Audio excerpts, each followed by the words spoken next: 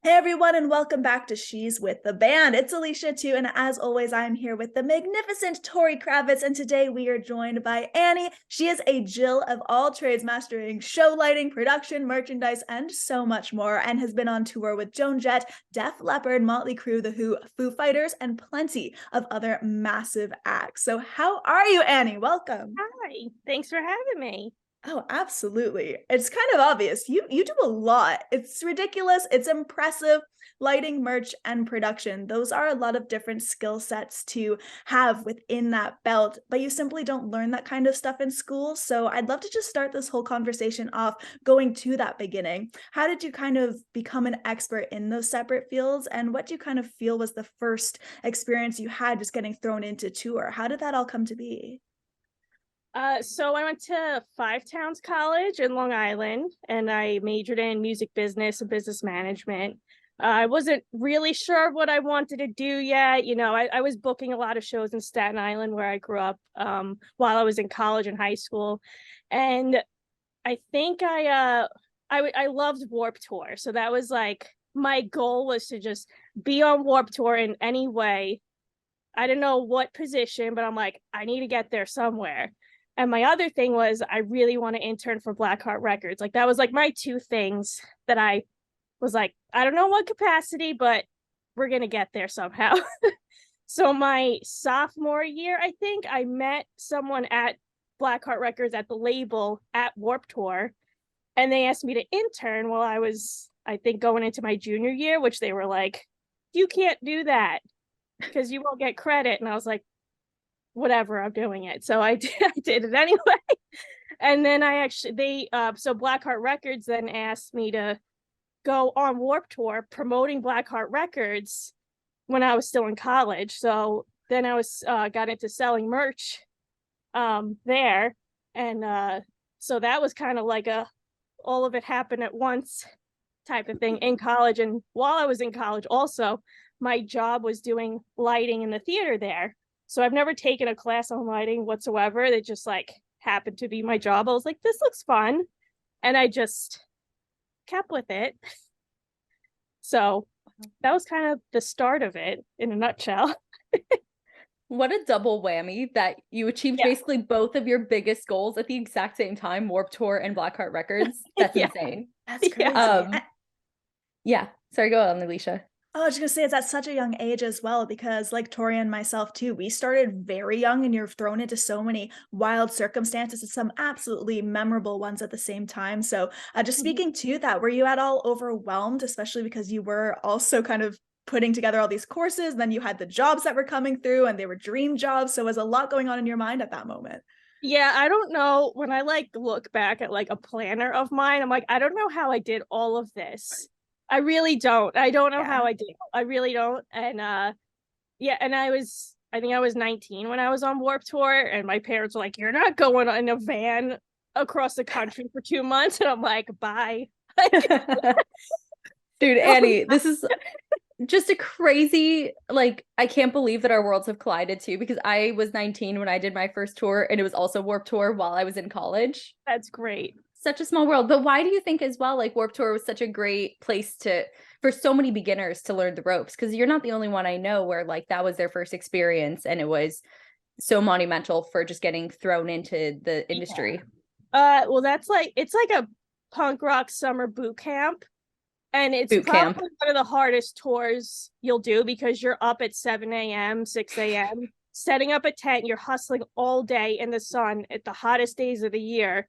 And whether you're playing, working, those are like, that's like a very tough tour to do.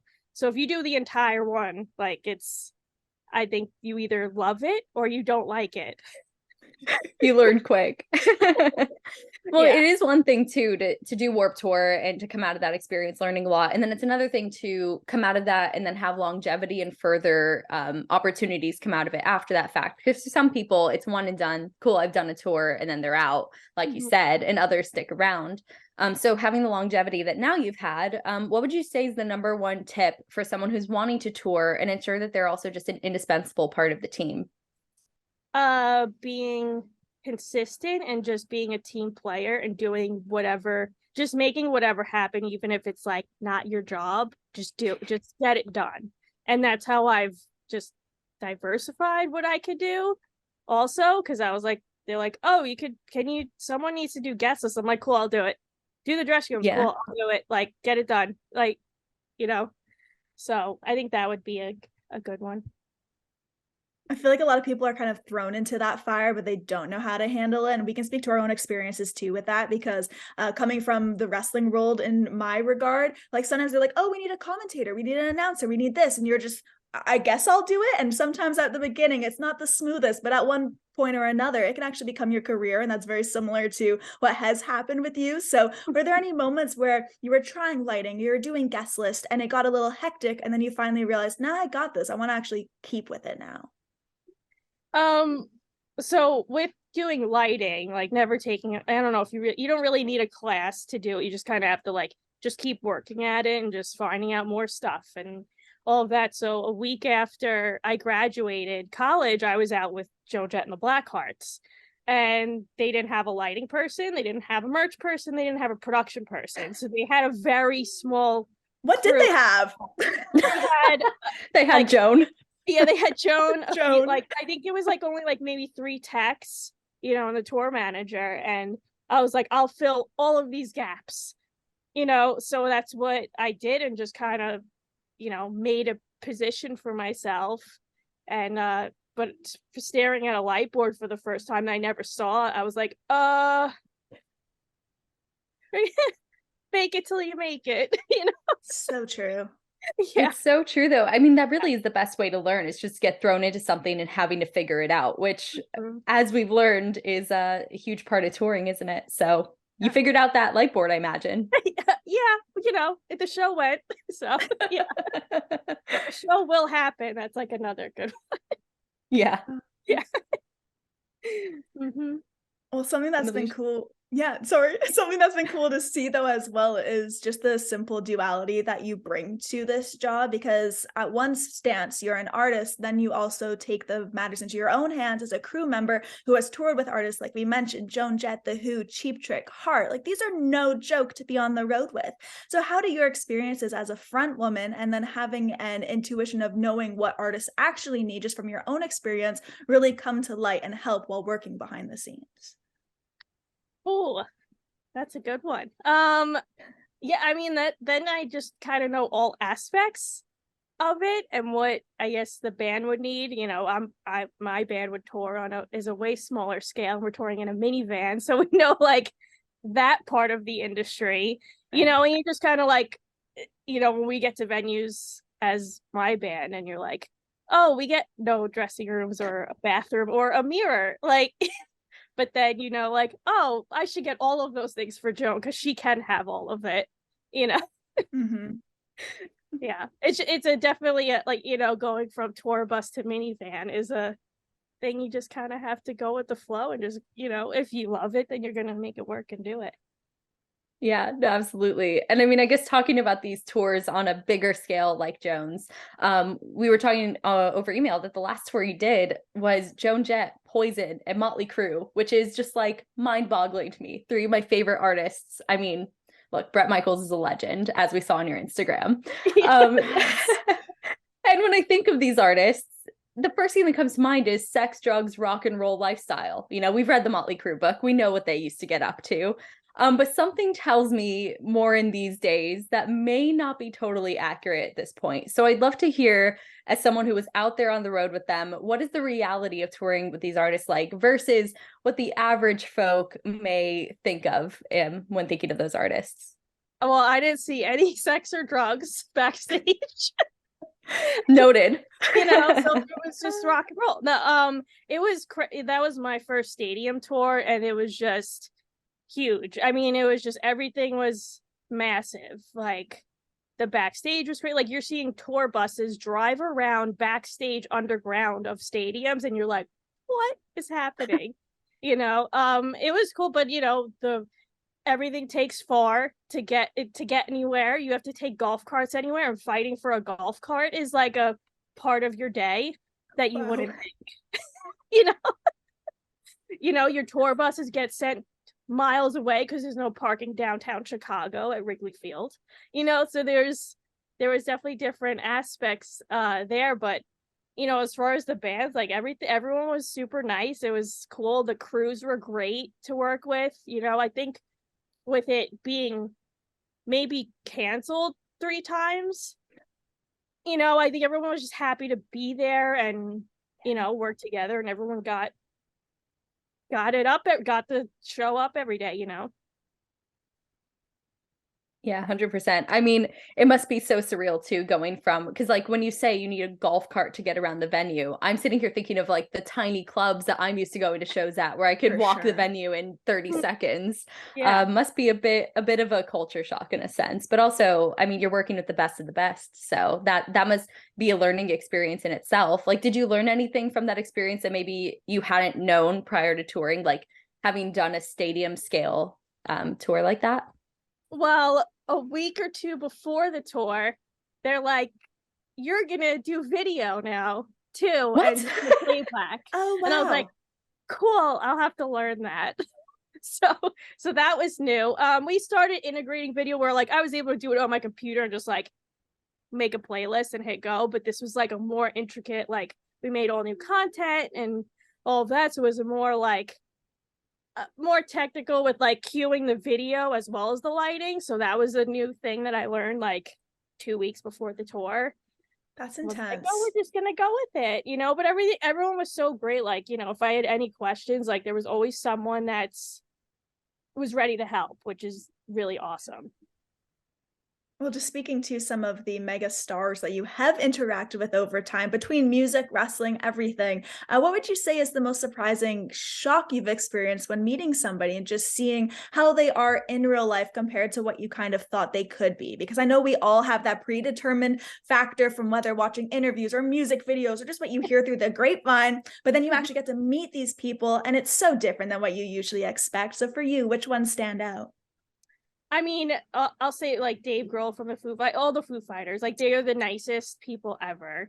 I guess the wrestlers are probably more jarring because that's not what I'm around all the time, and it's a different industry. And you're like, oh, obviously they're like massive and ready to fight, and you like go up and they're like super nice and just Teddy like bears. Yeah, like Dave Bautista. There's a picture of me and Dave Bautista, and he's just huge. And I'm like this big. But since I'm also a Marvel fan, I asked him, why is Gamora? And he thought it was hilarious that I was throwing that in there because it was like his last wrestling match ever. And I'm like, why is Gamora? What is happening with the Avengers? What I love about that so much is everyone have been like, tell me about being in this or that, or like refer to wrestling matches, and then your brain just goes straight to, hey, I need to know what's going on behind the scenes here on a Marvel film. Like, spill the tea. Yeah, it was in as if he hasn't signed an NDA. Right, because it was in between Infinity War and Endgame, so it was that period where we're all like, what's happening? And he's like, I don't even know because they don't tell us. He goes, I filmed a bunch of stuff and we'll see what they do to me. Wow. And also what I really would like to know is Bret Michaels constantly reliving an episode of Rock of Love, or is that just in my imagination? I never really watched Rock of Love, but I know it's like, but Tori! he's so nice. And he was super nice. Like every day, like everyone got fist bumps. Everyone got sick. Did you get to keep the bandana he gave you, or I'm hoping you didn't take it away? Oh no. This is just for the pose. Wait, it wasn't a bandana, it was his pants. That was the story on my Instagram. Wait, so why did you have his pants? Well, so when I first started with JOAN, it was we were in a runner van and there was just random pants in this person's van. We're like, whose pants are these? They're like, oh, those are Bret Michaels pants. We're like, okay, I'll take a picture with them. And we just thought it was funny. So someone framed it as a joke, and I had showed Bret this frame, and he's like, that's hilarious. I need to sign it, and we got to take a picture together. That's great. But it's like a full circle because I never did a gig with Bret Michaels or Poison, and it like took this long for this one frame to like make it a Bret Michaels. But it did. That is phenomenal. It did. Yeah. And I think that's the fun of the road is like, even though it is so physically demanding, so mentally draining, privacy, what is that? At the same time, you come out of it with such cool stories. You meet so many new people. And even like you said, people are always helping you on the road. And there's a kind of camaraderie and family because no one understands tour life the way the people you're on tour with do.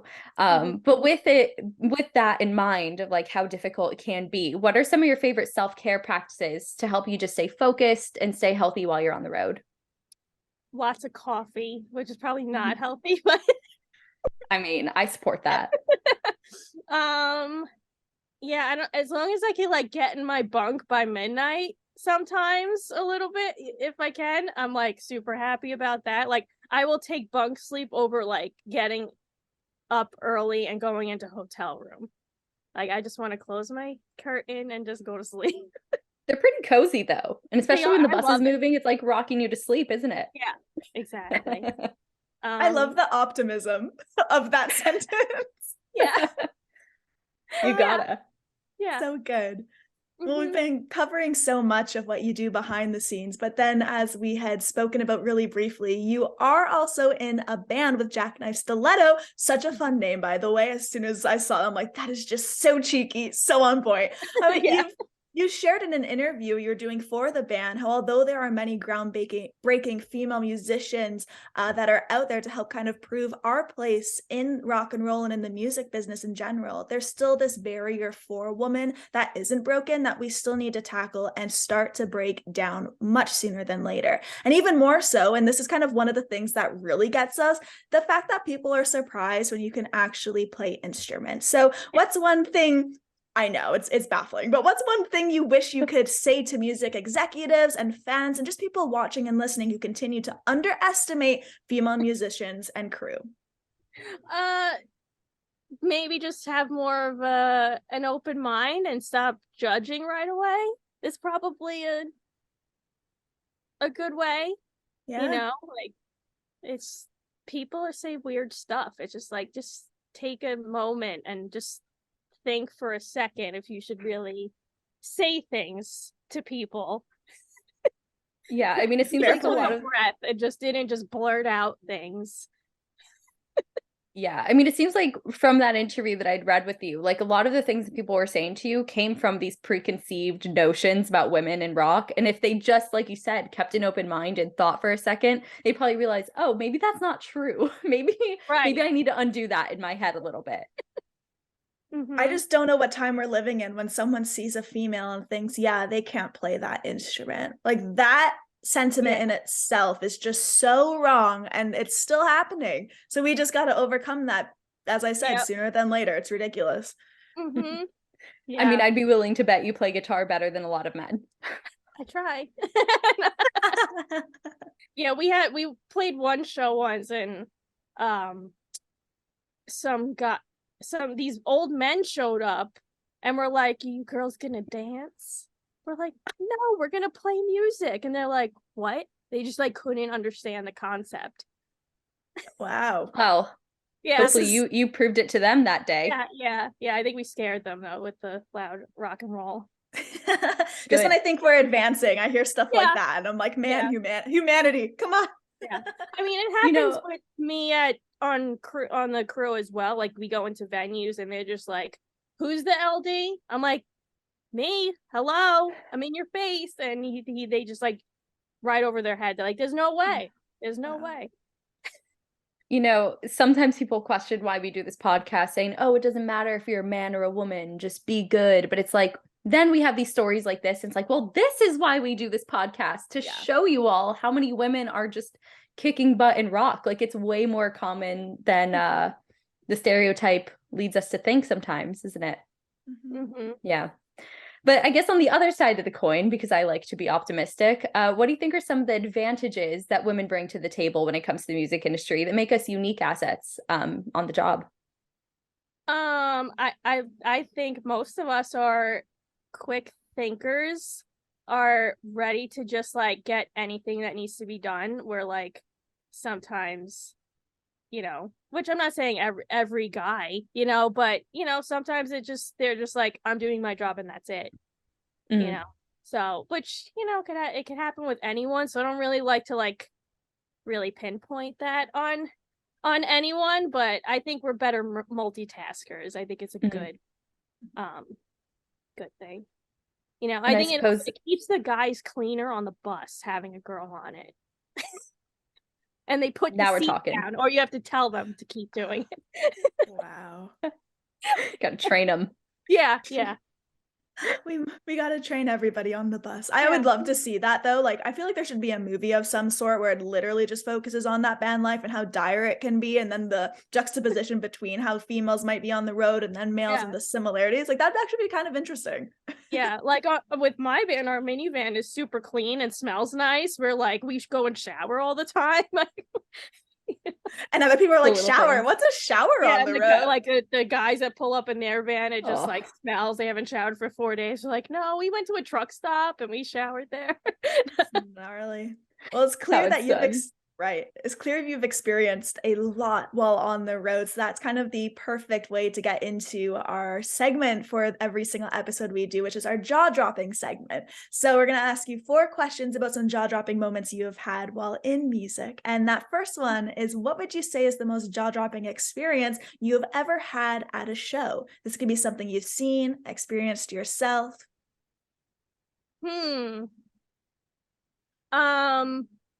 Wow. Well, my band, we opened for Cheap Trick, which was amazing.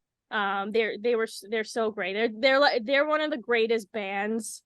Like, they're such a great band, such a great crew. They're just so nice. So they had my band open after just like knowing me, and I was just like, hey, if you need openers, and they were like, cool, come. We're like, okay. Like, and then after we played, Rick Nielsen comes over to us while they're playing I Want You to Want Me, walks over and goes, you girls were too good, you're pissing me off. And we're like, did that just happen? People saw this, right? This just happened. And then they gave me Robin Zander's coat to bring out and put on him during Dream Police, which was fun. So that was a cool, like, did this really happen?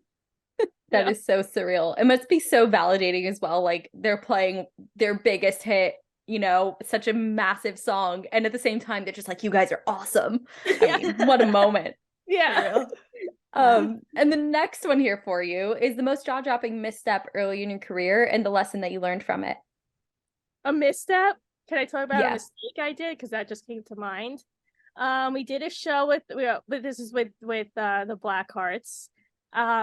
We were doing a show with another band, and I had set off their CO cannons. They're like smoke machines, which we're not supposed to use, but they were like programmed into my audience lights for some reason.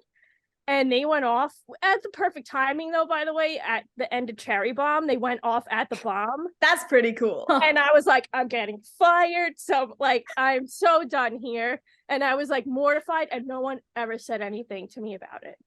Wow. Really? They probably thought it was intentional. They're like, she really knows what she's doing. Yeah. That was... Well, yeah, but Joan was like, I didn't expect that. I was like, I didn't either. I mean, I bet it looked really cool though. Like you said, the timing's pretty awesome. The other band, the band that bought them, they were not happy with me, but I was like, this was your board, your fault.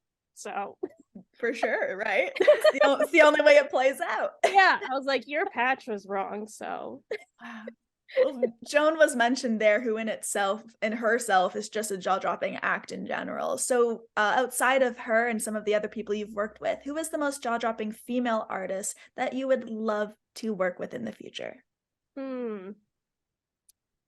Well, Heart's pretty awesome, but I really love Nancy Wilson. Like, as a guitar player, she's so great, and I think just like sometimes people like forget. Maybe, I don't know, but they shouldn't. But she's awesome. I really love watching, like, when we've toured with Heart a few times, I love watching Nancy Wilson play. I'll just be like, how does she do that? Is there anyone outside of who you've already been on the road with where it's like that dream of, I've been a fan of this person for so long, or I love their records, and to just be side by side and handle the day-to-day for them would be a dream? I mean, well, my favorite band is Rancid. And I actually did get to like meet Tim Armstrong, and like my band went to his studio, and he's like, you know, become an acquaintance, which is like insane to me. That's like another, is this really happening moment? But yeah, I don't know. I'd have to think about that one a little more, because like the Who is a huge like how did that happen? That's awesome. You know? Yeah, I mean, you've already accomplished so much. So you already have such great accolades. But you know, let's reach for the stars. Anything's possible. Yeah. And the last one we have for you here is the most jaw-dropping misconception about you that you wish people understood. This could be about you personally, or just like women in the industry in general, however you want to take the question. I think sometimes like I'm like 5 foot, I'm short, so people are like, you know, maybe overstep me, you know, or whatever. I think, but also they think I'm intimidating and will be scared to talk to me. And I'm like, I'm not scary. Like I'm, you know, because sometimes like after a while, someone will be like, oh, we didn't talk to you because you were like intimidating, or we were scared. I'm like, why? I don't know. I guess sometimes, you know what, we've heard that a lot. And it must be like when you're in work mode and you're focused and, you know, you're just like locked into the show or whatever it may be. It's just like poker face. Because I've even heard that about myself. I'm like, I don't know what you're talking about. Like, have you seen this smile? That's what I think, right? It's like, oh no, I'm always approachable. And then I see these pictures caught off guard and I just have like severe resting bitch face. So there's a you know, two sides to everything. Yeah, or even like at, you know, and also like when my band's playing, sometimes people will find females playing on stage also intimidating. So they just won't talk to any of us at all, because they're like, well, they're female musicians. That's scary. That's out of my, you know. Well, maybe it's good they think that. Let them be scared, true. You know? Yeah, yeah, we like that part too. All right. Well, Annie, it has been so cool getting to talk to you, and like just best of luck with the rest of your career and, you know, future tours that are coming up. And everybody watching here on Knotfest, make sure you push that like and subscribe button on YouTube, and subscribe on all podcast platforms. You'll find us on Spotify, Apple Podcasts, all that good stuff. So thank you, Annie. Literally everywhere. So thank you, Alicia. Thank you again, Annie. You guys have been awesome to hang with, and we will catch you next time here on She's with the Band. Bye, y'all.